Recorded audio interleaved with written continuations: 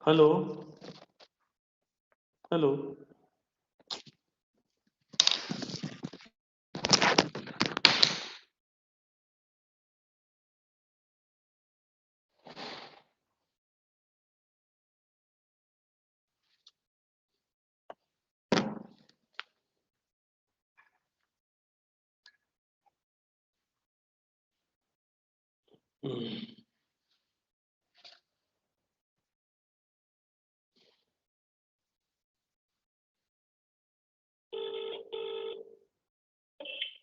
Hello.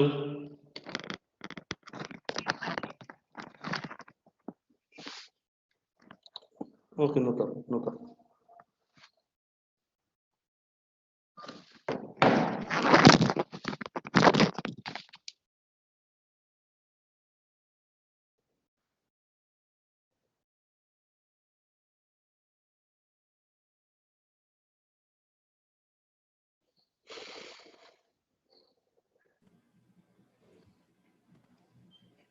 Okay. Good afternoon, all. Welcome to Research Circle. Our today's webinar topic is New Education Policy for Higher Education. And our today's guest speaker is Dr. Kumar Vats. Dr. Kumar has completed his PhD in Commerce and Business Administration, and he has been working for more than 20 years as an assistant professor, associate professor as well, and he has published many research articles as well. Uh, so, without wasting further time, I would like to invite Dr. Amit Kumar. Please, you can continue, sir. Hello. Good afternoon, all. Hello. Am I audible? Hello. Yes, sir, you're audible. Yes, sir. Yes. Oh, shall I start now? Okay, fine. Thank you. So, I welcome you all to the webinar on the topic New Education Policy for Higher Education. So, through this webinar, we're going to have an insight to the policy that's being framed and which is being launched very soon. So, start with the policy straight away. You can see the slide over there. So, So the policy was launched on Wednesday, July 29, 2020, and it was being framed by Union Minister for Information and Broadcasting, Professor Javadekar and Shri Ramesh Pokhriyal Nishank. They made the announcement for the policy of New Education Policy 2020. Earlier to that, Honorable Prime Minister Shri Narendra Modi reviewed the National Education Policy, which was drafted and prepared by the panel of experts led by the former ISRO chief Shri K. Kasurirangan, and what it says that the new education policy is going to make India develop India into a global knowledge superpower. The new academic session would be beginning in September, and the delay has been due to the COVID. Now, what else Honorable Prime Minister has to say on the topic is, I wholeheartedly welcome the approval of the national education policy, and it has been a long due and much awaited reform in the education sector, which will transform millions of lives in the times to come. Uh, Now, straight away come to the important highlights of the policy pertaining to higher education. So, firstly, it says that it's going to increase the GER, that is the gross enrollment ratio of the students in the higher education, including vocational studies, from 26.3%, which was in 2018, and would go up to 50% by 2035. That is the estimated projection, what they are planning. And it says that 3.5 crore new seats will be added to higher education institution. So it's all upon us, the people who are the stakeholders and who are the people who are connected to the education industry, how to like see the opportunities and the challenges that are coming up through this policy. Now, the second thing it says that holistic multidisciplinary education. The policy envisages broad-based, multidisciplinary, holistic undergraduate education with flexible curriculum, creative combination of subjects, integration of vocational education. These are the main points we need to ponder about. That creative combination of subjects, one thing, then integration of that combination of this vocational education and multiple entry. We'll discuss all these points in detail. Multiple entry and exit points with appropriate certification. What the main highlight of this education policy is. Now, one more thing that's important to study and be specific about is integrating arts with STEM. So, as you all know that we are from a country where universities like Nalanda and Takshila had its origin and they were well known throughout the world. They were now what we taught over there was in our Indian culture we had 16 arts, solar kalai we should say. So it's been integrating arts with STEM. STEM is science, technology, engineering, and mathematics. So new education policy 2020 aims for the assessment of educational approaches in the undergraduate education, where the science stream shall be integrated with arts stream, this arts with STEM, what we're referring to. Now, imaginative and flexible curricular structure. Now, this new education policy aims to promote an imaginative and flexible circular structure that will enable creative combination of disciplines of study. Now, we are referring to creative combinations, the combination that would result in the benefits for the students, uh, for the for the environment around, for the people, for the society. Through this method, student will have no restriction on entry and exit points. The universities and colleges will introduce interesting course options to students apart from mandatory specialization. So there would be certain options available apart from the mandatory sub-specialization, the major and minors. Apart from that, other options will also be available to students. And through this method, the institutes will naturally have autonomy in framing curricula. They would be empowered, they would be given certain rights, they would be given the freedom to frame curriculum as per the need and requirement now. Other thing is the flexible and innovative circular curricular of higher education institutes. What would include would be like right now we have credit-based courses. We give certain weightage to the courses that would be there. Now the additional features would be the projects in the area of community and community engagement and service. That is the important point referring to society part. Then the environmental education, that is something to be thought upon and worked upon. The environmental, the ecological part, environmental education. Then value-based education, that is concerned with the behavioral aspect of the people that are also being observed deteriorating. So we'll be covering the holistic approach is being practiced. Now, the next thing is new departments would establish in the higher education institutions. It will be given the flexibility as we already discussed in setting up the curriculum and setting up different departments, separate departments. The institutes can award credit to these subjects in the bachelor's degree program and can also offer courses under departments in the open and distance learning mode. This would be provided. So for the expansion and development of education, these are certain new departments which would be established as per the need and requirement, as per the suitability. Languages, as you can see on the screen, language, philosophy, neurology, dance, mathematics, statistics, sociology. Now, now, internship and research internship, this is something important to discuss about. Internship as a part of holistic education, students pursuing various courses at the higher education institutions will be provided internship opportunities in local business industries. There would be tie-ups, there would be certain obligations they have to undergo. So, in order to provide the students opportunities to work, uh, they would be in the industrial field, artistics, or the technical is a crafts person, they will call them.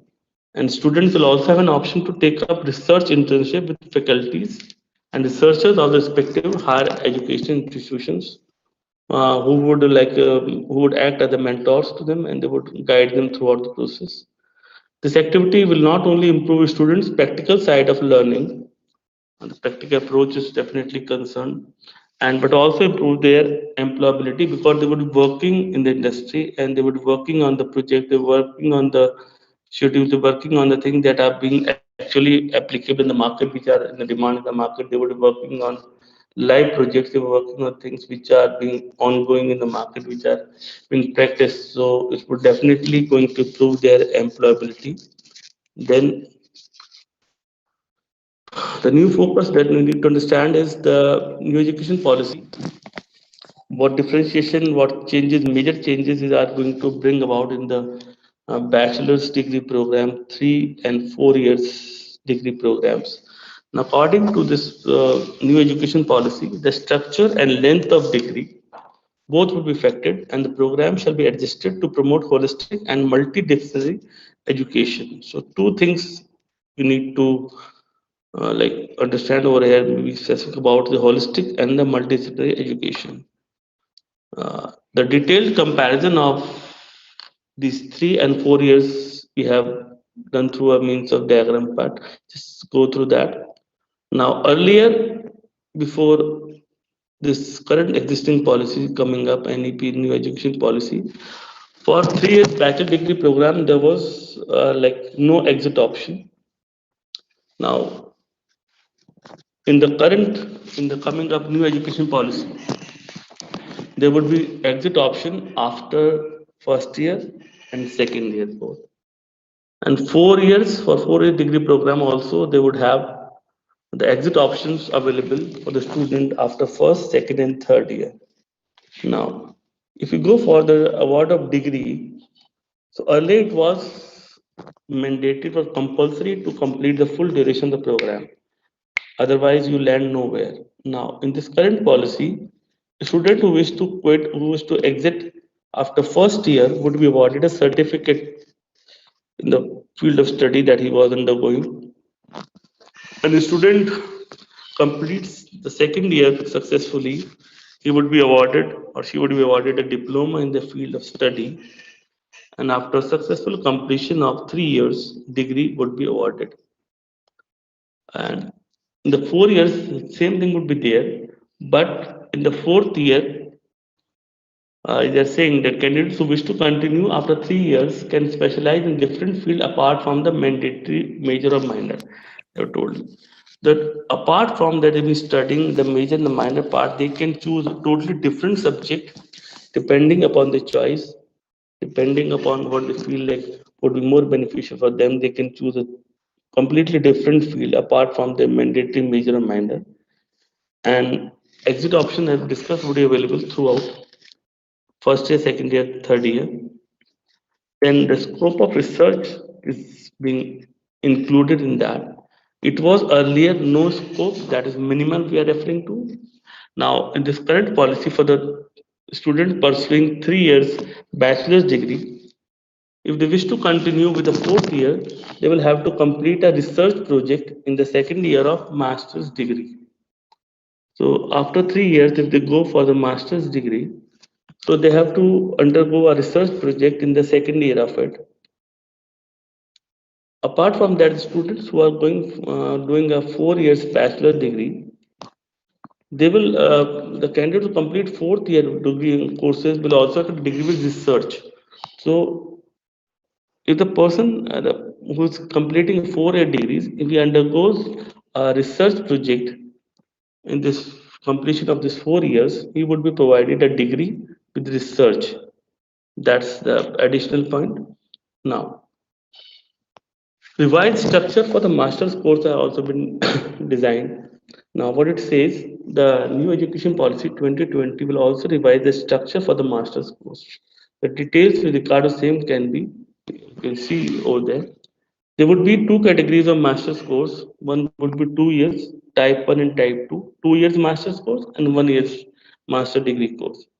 The students who are pursuing, who are going to choose up the 2 years master course, either they have completed 3 years bachelor's degree, they are eligible for that, and the second year course will be devoted to the research project, and it's mandatory to complete the same. So they would be like who students who are pursuing 4 years degree, they would be directly admitted to the second year, and the second year course would be devoted completely to the research project. And the second, that 1 year's master degree, the first one, as we discussed about, candidates who have completed 4 years bachelor degree program with research, they are eligible for this 1 year degree course.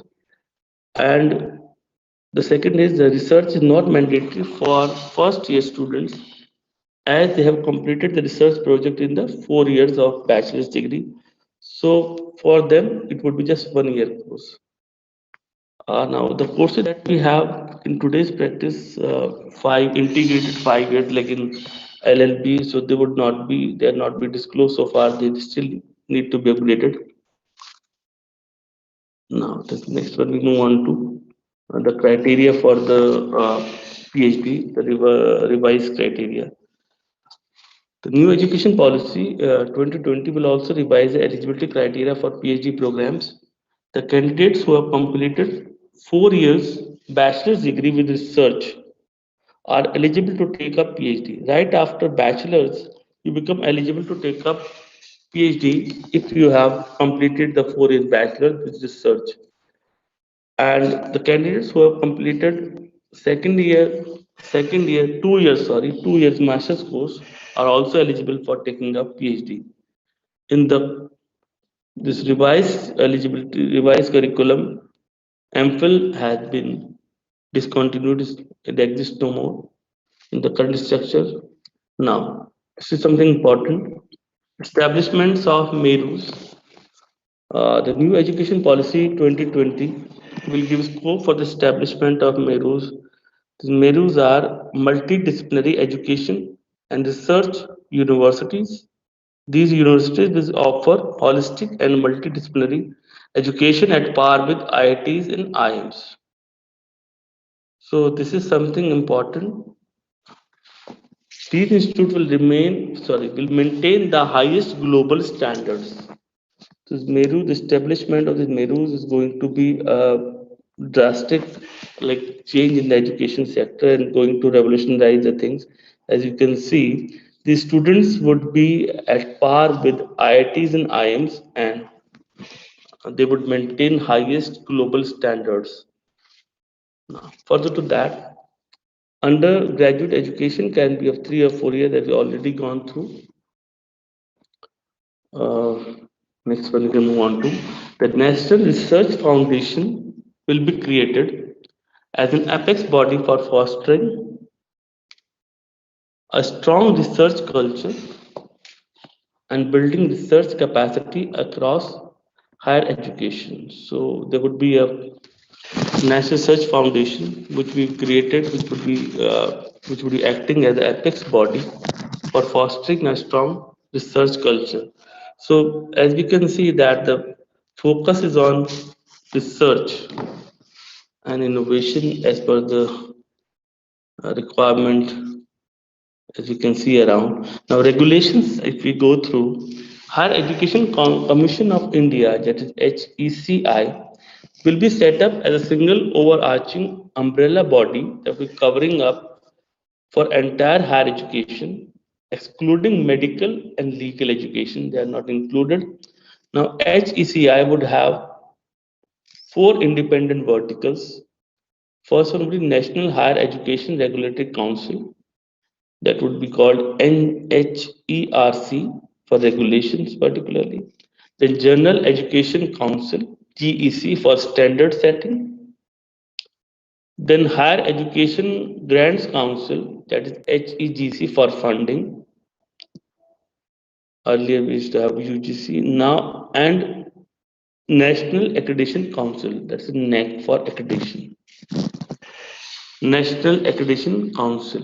Now, HECI will function through faceless intervention through technology and will have powers to penalize HEIs, that is higher education institutions, not conforming to norms and standards, not complying to norms and standards, would be penalized, and public and private higher education institution will be governed by the same set of norms, the same set of norms, meeting the academic standards.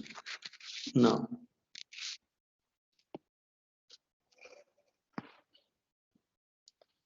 rationalized institutional architecture. Higher education institution will be transformed into large, well-resourced, vibrant, multidisciplinary institutions providing high-quality teaching, research, and community engagement. So as we can see that apart from this high-quality teaching, focus is shifting more on the research and community engagement is also given priority. The definition of the university will allow a spectrum of institutions that range from research intensive universities to teaching intensive universities and autonomous degree granting colleges. Now, affiliation of colleges is to be phased out in 15 years and a stage-wise mechanism is to be established for granting graded autonomy to college. So colleges would be graded as per their specialization, as per their functions. Over a period of time, it advises that every college would develop into either an autonomous degree granting college or a constituent college of a university. Now, we come to the faculties, motivated, energized, and capable faculties. The new education policy makes recommendations for motivating, energizing, and building capacity of faculties through clearly defined, independent, transparent recruitment. So, something to focus, something to remember, something important is the recommendations for motivating, energizing, and building capacity of faculties, which will be conducted through clearly defined independent recruitment process, freedom to design curriculum, pedagogy, incentivizing excellence, movement into institutional leadership. These are the factors that the key factors that are going to be playing the role in the faculty recruitment and their functioning, and the faculties not delivering on basic norms would be held accountable for that. Now, the teaching education, a new and comprehensive national curriculum framework for teacher education, NCFTI to 2021 will be formulated by NCTE in consultation with NCRT by 2030. The minimum degree qualification would for teaching will be 4 years integrated B.Ed degree. Now, stringent action will be taken against substandard standalone teacher education institutions concerned with the B.Ed part. Now, the mentoring mission, a national mission for mentoring will be established with a large pool of outstanding senior retired faculties who would be welcomed, who would be called up for sharing the experience through this platform. A national mission for mentoring was established, including those with the ability to teach in Indian languages, who would be willing to provide short and long term mentoring, professional support to university, college teachers. So they would be helping hand, they would be they would be very supportive, they would be really being valuable for the organization. The experience that they have would be coming to use and applied and benefit for the students and the community. Next, mentoring mission would be part of it. Then we come on to the financial support for students. Efforts will be made to incentivize the merit of students belonging to SC, ST, OBC, and other SEDGs, that is the socio-economic disadvantaged groups, the minorities. The National Scholarship Portal would be expanded to support, foster, and track the progress of students receiving scholarships. Private higher education institutions will be encouraged to offer large number of free ships and scholarships to the students to promote education and its widespread. Now, the technology in education would be in the form of like an autonomous body, the National Education Technology Forum, established by the name of NETF, that were created to provide a platform for free exchange of ideas on the use of technology to enhance learning, assessment, planning, and administration. Appropriate integration of technology into all levels of education will be done to improve classroom processes, how to use the technology to make the processes more effective, more efficient, support teachers, professional departments, enhance educational access for disadvantaged groups, and streamline educational planning, administration, and management. So that all I need to share with you.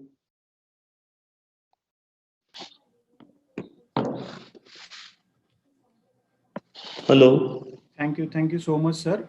Uh, if there is any question, uh, the participant they can ask. Yeah, sure.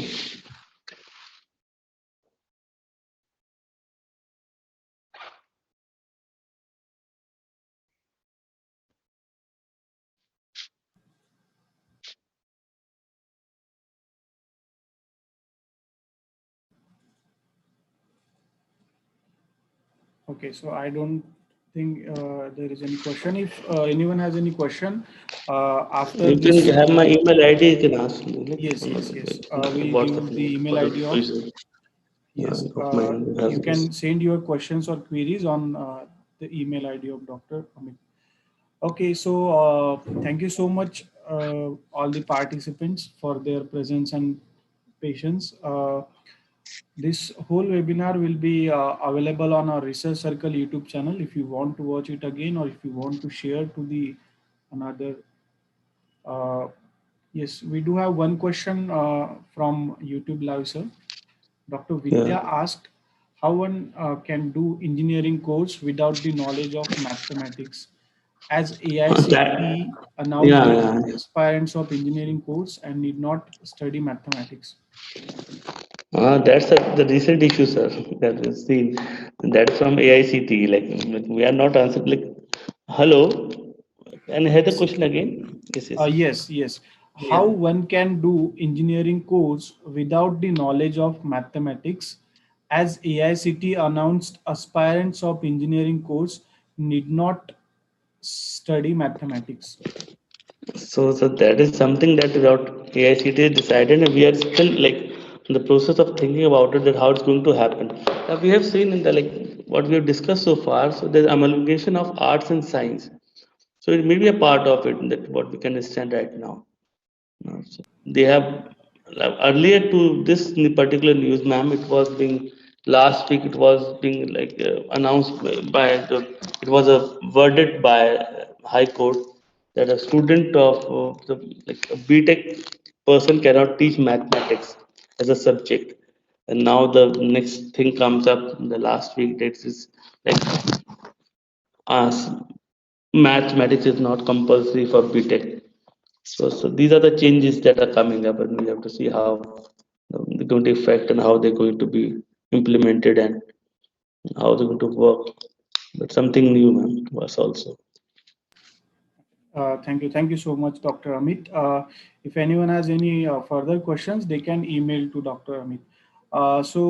Thank you so much all for their participations, all who are live from YouTube and Facebook as well. Thanks to those also. And at last, thanks Dr. Amit for this nice presentation. And with your due permission, I would like to end us the session here. Okay, thank Thank you so much.